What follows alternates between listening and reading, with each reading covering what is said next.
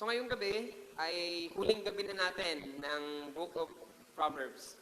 At kulang ang limang Thursday ng July para i-cover natin yung buong Proverbs. At ang na-cover lang natin ay 5 chapter lang ng Book of Proverbs.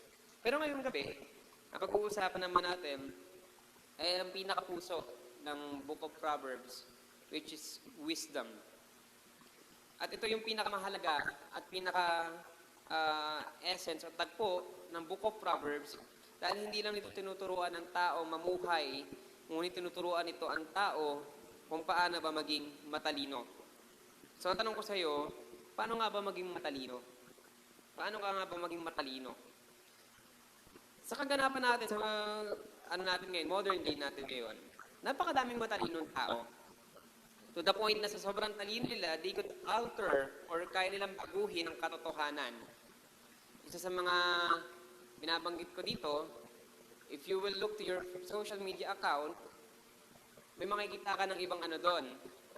Dati ang pinipindot lang doon is name, age, yun lang, address, kung kailan, may email address. Ngayon, pag sinabi mo na yung gender, may kasunod pang pronoun. May kasunod ng pronoun. So, they could alter the truth. Ngayon, pag tinanong mo sila, how many genders are there? Sasabihin nila na marami. But the Bible says, dalawa lang. Kasi sobrang talino nila, they could alter the truth.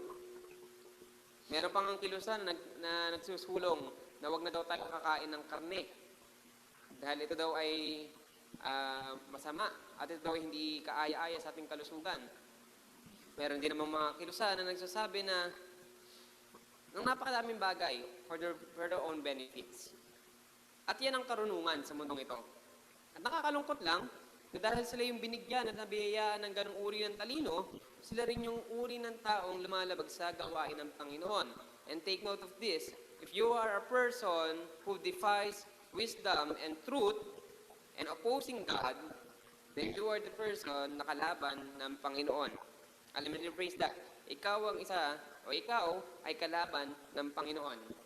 Ikaw mismo ay kalaban ng Panginoon. If you alter the truth by your own wisdom, ikaw ay kalaban ng Panginoon. And I'm not just talking about the wise people, but I am also talking about every one of us here. Tayo pong lahat, if we alter the truth na binigay ng Panginoon, tayo po ay kalaban ng Panginoon. So, sa madaling salita, ang Biblia ay tapos na, ang Biblia ay naisulat na, kompleto na ito. Ngunit kung ikaw ay may idadagdag o ibabawas para sa iyong kapakanan, ikaw po ay kalaban ng Diyos. Madaling salita at madaling katotohanan, pag may binago ka sa katotohanan binigay niya, kalaban ka ng Diyos. So ano nga ba ang karunungan? What is wisdom? At madalas na itong for the whole month, pinag-usapan natin what is wisdom. The word often defines wisdom as intelligence, experience, or ability to make good decision. At ano nung good decision dito? Ano yung magandang desisyon o mabuting desisyon na binabanggit sa Biblia? It was God. God is good.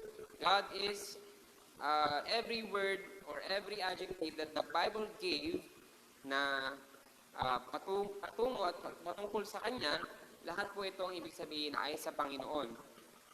But the Bible teaches that the true wisdom begins with a relationship and trust and submission sa Panginoon. That's why in our text for this evening, on Proverbs chapter 3, verse 5 to 6, o Kawikaan, Kabanata 3, talata 5 hanggang 6, it reminds us that wise life is built not on our own understanding, but on complete dependence sa Panginoon. When God is the foundation of our lives, He faithfully directs our path. Just think about this. You are a vessel. Isa kang banga. Or baso na lang, para mas madaling sabihin, baso. If you fill yourselves with your own understanding, every kind of liquid na makikita mo is fit para sa'yo. So yung baso, ito ka, sabihin natin ikaw ay 1 litrong baso, ang laki. 1 litrong baso, 1 litrong bote. At lahat ng makikita mong umaagos ay ilalagay mo sa iyong sarili or ikaw bilang isang lalagyanan. You will absorb everything. The Bible talks about a man becoming a vessel. So lahat na lang ng uri ng liquid na alam mo sa buhay mo ay ilalagay mo. Ano ba mga magagandang liquid sa buhay ng tao or makakabuti para sa iyo na alam mo? Example lang to Example ay everything that you need to live. For example, gasolina, tubig, of course, kasalagay dyan ng tubig, mantika, langis, kasalagay dyan. Ano pa ba? Na liquid form. Every type of liquid form na tinitake natin tao, lahat yan ay nakakabuti sa iyo at kailangan mo para mabuhay. And that is your state. But let me ask you a question. If you put all of that, personifically, bilang isang karunungan mo, lahat ng narinig mo, pinagsama-sama mo, sa isang karunungan mo lang, let me ask you a question. Do you think it is a true wisdom? It won't become a true wisdom not unless the Lord is the one who fill you up. Kung hindi ang Panginoon na magpupuno sa iyo, hindi yan tunay na karunungan. That's why the title for this evening is the foundation of biblical wisdom. When we say biblical wisdom, ito po ay karunungan na nanggagaling mismo sa salita ng Panginoon. Because there's no such other wisdom in this world that glorifies the Lord except to His own wisdom. Sariling karunungan ng Panginoon, ang tanging karunungan na nagtataas ng Kanyang pangalan. Now, there's a question na umiikot sa lahat ng Bible apologists, o biblical apologists, o yung mga taong nagde-defend ng salita ng Panginoon. They are often asked the question, is the science and the Word of God can coexist? Maaari daw bang magsama ang salita ng Diyos at ang siyensya? At ang malaking sagot dyan is hindi po. Ang salita ng Panginoon at ang siyensya ay magkaiba. Pero, most of the time, ang siyensya ay kino-complement ang salita ng Panginoon. Ibig sabihin, pinapatunayan ito ng siyensya. Ngunit, kung i-step aside mo ang salita ng Panginoon at magre-rely ka sa siyensya lamang, ito po ay walang katuturan. Sa ating DBBS, last May, naalala niyo yung 7 Cs. Kung ikaw ay naging teacher nung DBBS or nakita mo man lang yung materials natin on 7 Cs, ikaniliwanag doon kung bakit totoo ang Biblia. Kung paano naging totoo ang Biblia, pamamagitan ng siyensya. That is the 7 Cs. Pinakita doon na ang ebidensya na si Jesus ay namatay, nabuhay muli. Pinakita doon kung paano nabuo ng Panginoon ang mundo sa loob ng 7 araw o ng buong daigdig. Ngayon, marami nagsasabi na pinapatunayan ng Biblia ang siyensya. Ngunit mali. Pinapatunayan po ng siyensya ang Biblia. Dahil ang karunungan ng siyensya ay nanggagaling din mismo sa Biblia. Now, maraming bagay na hindi na-discuss sa Bible. And I can admit to that. Tulad ng mostly on medicine, on accounting. Sa lahat siguro ng subject natin ngayon, mostly, ay may parte ang Biblia, ngunit hindi po lahat ay na-discuss ng Biblia. And I can prove that, na hindi lahat ay na-discuss ng Biblia. Ngunit, hindi nangangahulugang ito na ang salita ng Diyos ay mas mababa kesa sa kayang ibigay ng tao. One question also that surfaces around the world when it comes to defending the Word of God ay ito. Kung gawa lang daw ng tao ang Biblia, bakit natin kailangan mag-rely sa salita ng Panginoon? So bakit natin kailangan paniwalaan kung ito'y gawa lang naman ng tao? Now, the Bible is filled with 100+ authors, kasama ang Psalms and Proverbs authors. We have 66 books, 44 names, or 39 names on the author. But according to the Word of God, according to the Bible, when you read it, it was composed of many more authors on Psalms, Proverbs, on the other part of the book of the Bible. And if it is 100+ authors correlating and complementing and pointing out sa kapanganakan, buhay, pagkamatay at muling pagkabuhay ni Jesus. Imagine 100 plus authors, isa lang yung kwento nila about lahat patungo kay Jesus. And in fact, it was answered na kung bakit tayo maniniwala sa salita ng Diyos kung ito'y gawa lamang ng tao. What does the Bible says in 1 Timothy? Every word of God is the very own God's breath. The scripture is God's own breath. Ibig sabihin, Panginoon mismo ang nag-akda nito. Panginoon mismo ang nagbigay nito. Now, what is foundation of biblical wisdom? This evening, I'm going to give you 3 foundation of biblical wisdom na makikita natin in Proverbs chapter 3, verses 5 to 6. Let's go to our first point. It says, the foundation of biblical wisdom is trusting God above our own understanding. On verse 5, it says, trust in the Lord with all your heart and lean not on your own understanding. The biblical wisdom begins with trusting God completely. And our knowledge is limited, but God's wisdom is perfect. So when you talk about biblical wisdom, instead of relying on your own feelings, experience, or opinion, we are called to place our confidence in Him. Kaya dito nagkakatalo ang isang preparadong preacher, preparadong pastor, o ang preparadong manggagawa ng Panginoon, if they speak on the pulpit, and yet they are proclaiming the Word of God, using the Scripture, rather than choosing to reveal it by their own experiences. Pasimplihin natin. For example, si pastor pumunta sa pulpit, nagkwento ng kanyang buhay, nagkwento ng buhay ng kanyang anak, nag-testimony, kumanta. What does it mean? Nothing. Walang kakwenta-kwentang bagay. It just only revealed that he is not prepared to do it. And it is not just pastors, but also all of us. Kapag tinanong tayo, bakit ka ba Kristiyano? Sisimulan natin ng year 1993. Uy, tagal na, Teka, wala na. Tanda na pala tagal na pala 1993. Sige, baguhin natin ng konti. Year 2010 na nakilala ko ang Panginoon. Dati akong ganito. Ganito ang mga gawain ko. Ngunit nakilala ko ang Panginoon. Maganda naman yung testimony niya. Maganda naman yung ibinigay niya na kwento about sa buhay niya. Pero buhay mo yan. Hindi yan buhay ng Panginoon. What our answer should be, kung bakit pag tayo'y tinanong, bakit ka ba Kristiyano? The answer is simple. Dahil ako'y makasalanan, namatay ang Diyos para sa akin, si Jesus para sa akin, at dahil sa kanyang pagmamahal, biyaya, grasya at habag, ako ay nagkaroon ng pagkakataon na maging anak niya, in John 1:12. At dahil ako ay anak na niya, kapag ako ay namatay, in John 3:16, ako ay muling mabubuhay sa piling niya. That's the simplest answer. You don't need to give your testimony, but if someone asks your testimony, you can give it. Pero ang pinag-uusapan natin dito is relying on God's wisdom. Hindi naman maaari na sinabi nung tao nagtanong siya, bakit ka ba Kristiyano? Bakit ka ba sumisimba every Sunday? Bakit ka ba umaattend ng prayer meeting? Hindi man natin pwedeng sabihin na required kasi ng Panginoon eh. To be honest, di naman required yan ng Panginoon. Standard yan ng Panginoon. Hindi to required. Hindi to requirement para makapunta sa langit.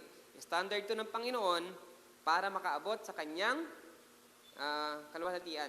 Standard yan. Kung hindi mo nga kayang umattend ng gawain ng Panginoon dito sa lupa, paano ka kaya makaka-attend sa langit? Araw-araw ganun ang gagawin natin doon. Di ba? Paano ka makakaabot sa gawain ng Panginoon sa langit? Paano ka makakaabot sa langit? Kung araw-araw wala tayong ibang naririnig, kundi ang kanyang kadakilaan, kundi ang kanyang glory. E kung sa lupa hindi mo kayang gawin yan, probably hindi mo rin kayang gawin yan sa langit. Pag-usapan natin yung pinakaunang phrase dito. Trust in the Lord with all your hearts. Trusting God means believing that His plans are better than your own, even when we do not fully understand His ways.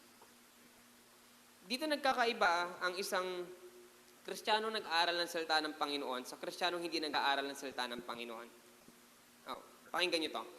Have you heard someone who preach nang sinabi niya na pinag-pray daw niya tong taong to tapos gumaling? Have you ever heard someone ng ganon?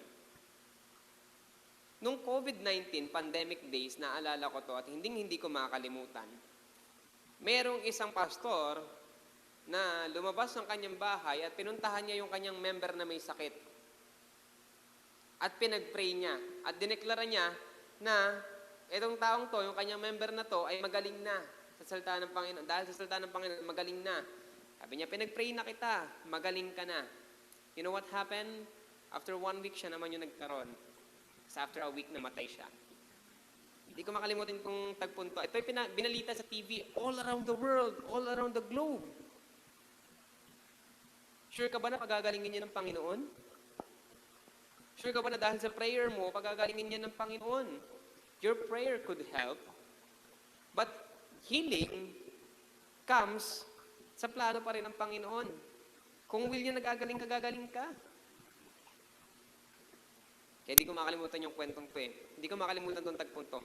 Nakita to on national TV. You can search it on YouTube. Makikita nyo. Nakakalungkot lang. Kasi sila nang tinatawag ng Panginoon na manggagawa ng Panginoon. Or mali ako. Sila na yung tinatawag na tao na manggagawa ng Panginoon. Pero sila mismo yung hindi nagtitiwala sa Panginoon. Malaki po ang pinagkaiba pag sinabi mong in Jesus' name or on thy will be done. Magkaiba yan at magkaibang konteksto nan. That's why the biblical foundation of wisdom is trusting God above all our own understanding. Trusting God above our own understanding. Number 2, the foundation of biblical wisdom is submitting on every area of life to God. Foundation of biblical wisdom is submitting every area of life to God. On verse 6, muna tayo sa unang part, in all your ways, acknowledge Him. Wisdom is not about what we know, but also about what we live. The word is, in all your ways, acknowledge Him. Ano ba sa Tagalog ang acknowledge? Sige nga, tingnan ko nga sa Tagalog.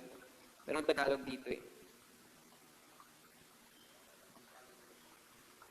Sa lahat ng iyong lakad, siya'y iyong kilalanin or alalahanin. Eh, sa English version ng Tagalog, alalahanin. So, ano ibig sabihin ito? Wisdom is not about what we know, but also about how we live. God desires to give every part of our lives, our family, our work, ministry, probably relationship, finances, or future. A wise believer continually acknowledges and seeks His will in every decision. Sa lahat ng decision mo, you must acknowledge the Lord. Sino dito yung ako,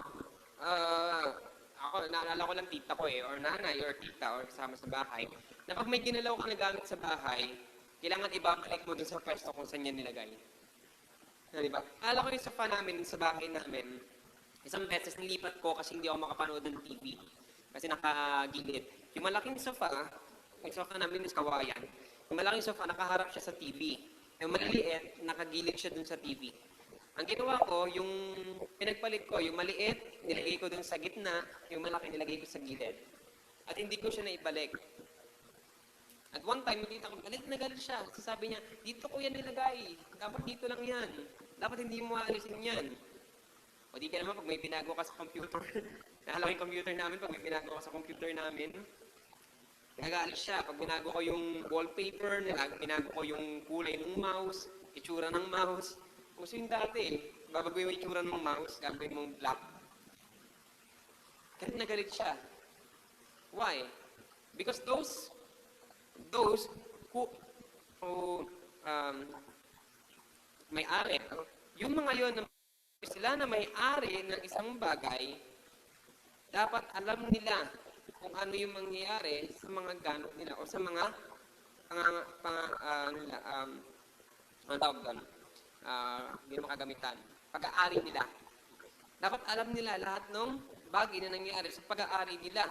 That's why it says, trust in the Lord with all your heart and do not lean on your understanding. On verse 6 it says, in all your ways acknowledge Him because ikaw ay pag-aari ng Panginoon. You must acknowledge God on every part of your decision because He knew every part of your life and He knew kung kailan ka babagsak at tatayo at babalik sa Kanya, but He also wants you na malaman na ikaw ay pag-aari niya. That's why God says, in all your ways, acknowledge Him. So ask yourself, have I invited God to lead in this area of my life? Kung meron kang decision sa buhay mo, acknowledge God. Huwag naman doon sa, Lord, ano susutin ko sa linggo? Huwag naman sa mga ganung bagay. Common na yun. When it says acknowledge Him in all your ways, it only says, sa lahat ng iyong desisyon sa buhay, ay alalahanin mo ang Panginoon. Because if you acknowledge God in every part of your life, hindi maaaring maliligaw ka.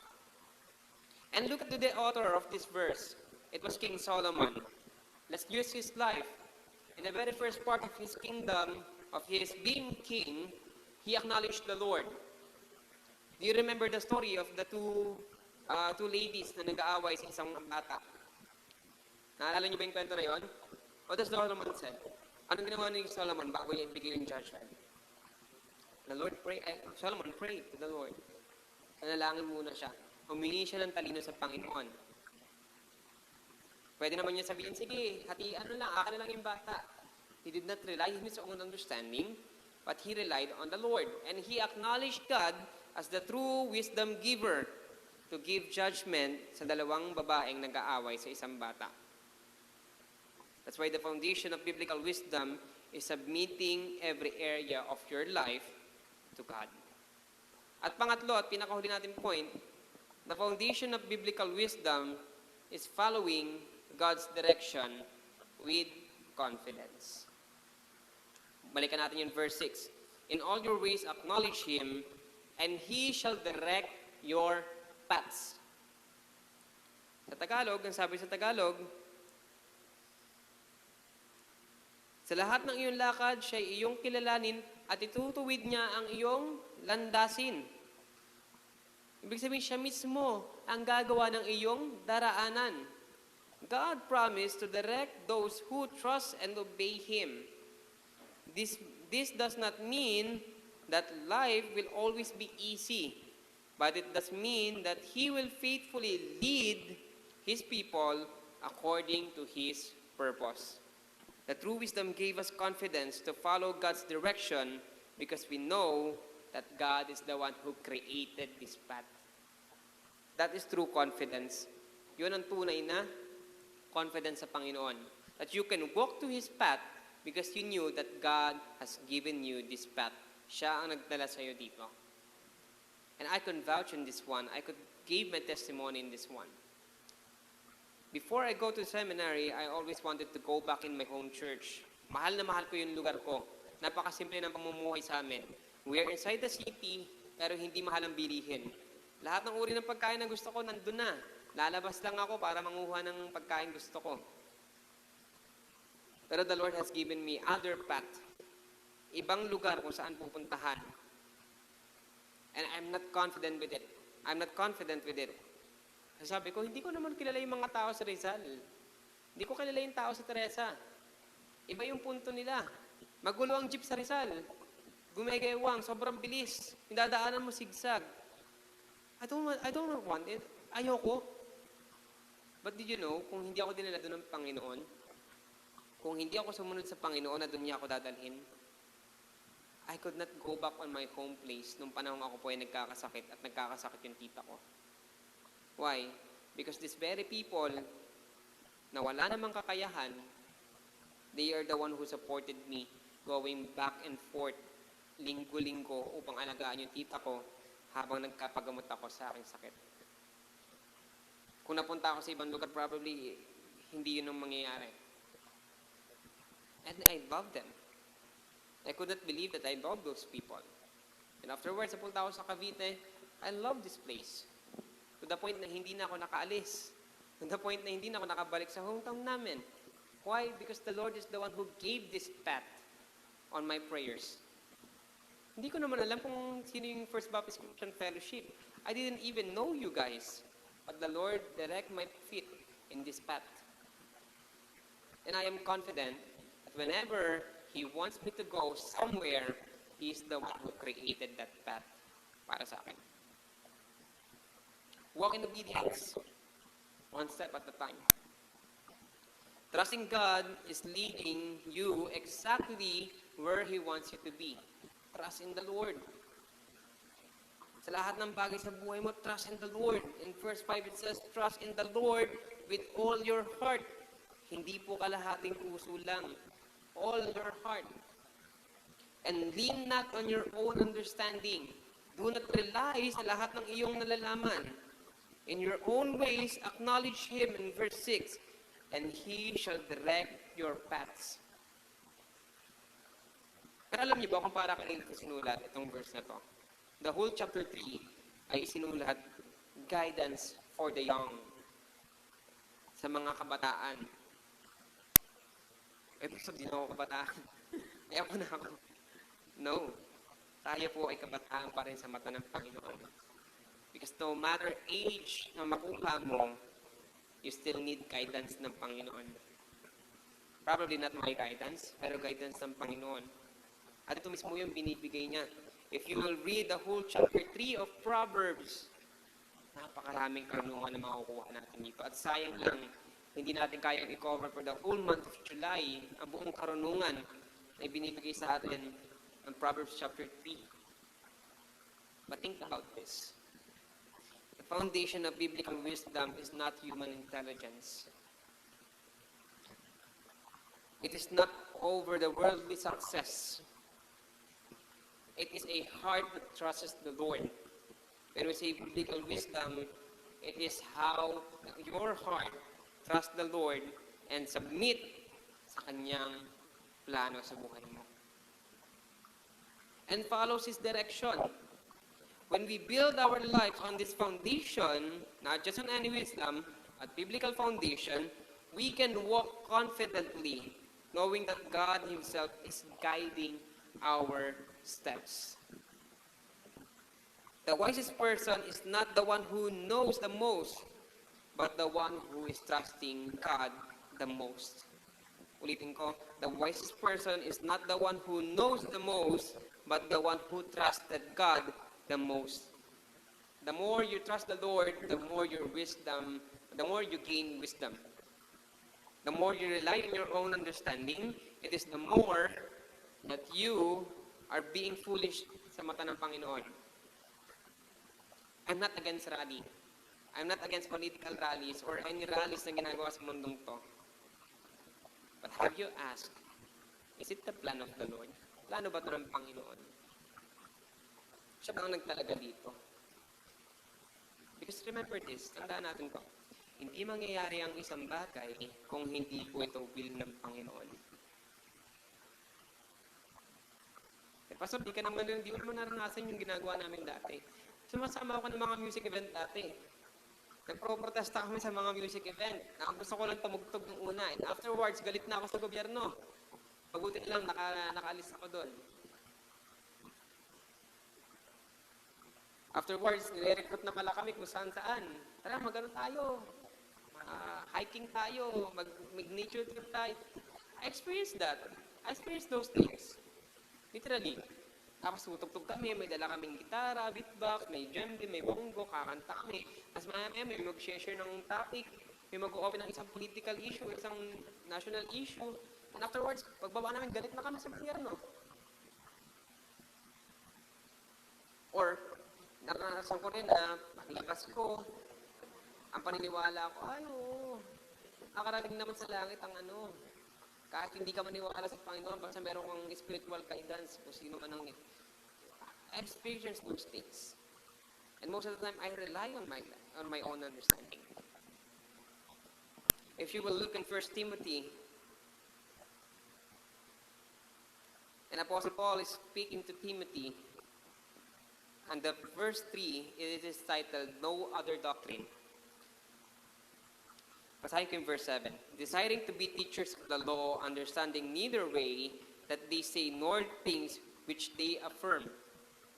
On verse 8, but we know that the law is good if one uses it lawfully. Apostle Paul is talking here about the wisdom na ipinagkaloob ng Panginoon sa lahat ng mananampalataya. And if someone uses the Word of God for his own gain or to defend his own wickedness, they are an enemy of the Lord. Yung word na mas marami namang mas masahol sa akin or mas marami namang mas makasalanan sa akin, that is the work of the devil. That is not biblical wisdom.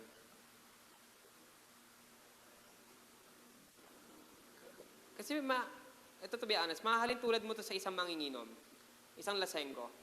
Titigil naman ako mag-inom eh. Titigil naman ako mag-inom eh. Ganyan din ang kasalanan. Ganyan din ang pagtitiwala sa iyong sariling karunungan. Titiwala naman ako sa Panginoon eh. But what you are doing now, anong ginagawa mo ngayon? Ang kapatid, before I end, gusto ko lamang mag-iwan ng isang salita sa inyo o ng isang kataga sa inyo na ang pananampalataya sa Panginoon ay kulang kung hindi mo siya kayang pagkatiwalaan. Kulang ang pananampalataya kung ikaw ay hindi mo siya kayang pagkatiwalaan. Kasi hindi mo maaaring sabihin na ikaw ay tagasunod ng Panginoon kung hindi mo siya kayang pagkatiwalaan. Faith and trust goes together. Magkapatid yan. Magkasama yan. You cannot have faith if you don't trust, and you cannot trust if you don't have faith. Yan mga kapatid, ang iiwanan ko sa inyo, the biblical foundation of wisdom is trusting the Lord with all your heart. Kaya kung ikaw man ay may mga suliranin sa buhay mo, kung ikaw ay may gustong gampanan sa buhay mo, may gusto kang baguhin o may gusto kang simulan sa buhay mo, simulan mo to sa pagtitiwala sa Panginoon at sa Kanyang mga plano sa buhay mo. Hindi mo mamadala mga kaibigan mo sa simbahan o masyalan man lamang sa salita ng Diyos. Magtiwala ka sa Panginoon. He will lead your path. He shall direct your path in verse 6. Hindi mo madala ang iyong pamilya sa salita ng Panginoon o masyalan man lang sila. Acknowledge Him in your own ways. Hindi mo na alam ang gagawin sa buhay mo. On verse 5, do not lean on your own understanding. But you can always trust in the Lord. Not just half-heartedly, but all your heart. Trust in the Lord. Because He will never leave you, shall prevail you, or shall forsake you. Because the Lord is the one who written those things and path in your life. Trust in the Lord. Magtiwala po tayo sa Panginoon. And that's how we call, or how we have the biblical foundation of wisdom. Tayo po natin manalangin. Dear God, Heavenly Father, we thank you for this night. Salamat, Panginoon, for you have given us the wisdom and trust in you. Panginoon, salamat because sometimes na kami, Panginoon, ay nagre-rely sa aming sariling pananampalataya, sariling kakayahan, at sariling pag-iisip, ay hindi mo kami pinabayaan, Panginoon. And we know, God, that you have plans in our life. And sometimes ay hindi namin to kayang intindihin. That's why, Lord, we are praying. And bigyan niyo po kami ng puso na kung saan nagtitiwala sa iyo ng 100%. Ng mata na ikaw ang nakikita sa bawat aming ginagawa at isip, Panginoon, upang maintindihan ang mga plano sa amin. Nawa, Panginoon, ay gabayan niyo po kami as we live this life. And for this offering, O Lord, na aming ay papagkaloob sa iyo, nawa, Panginoon, ay gabayan niyo po kami at pagpalain ang aming mga puso as we give and as we continue to live your ministry, your life, and this kind of faith that you have given to us. For this privilege, O Lord, that we could pray and praise you, may you help us, O Lord, and guide us and bless us. In Jesus' mighty name we pray. Amen and amen. Sa may ating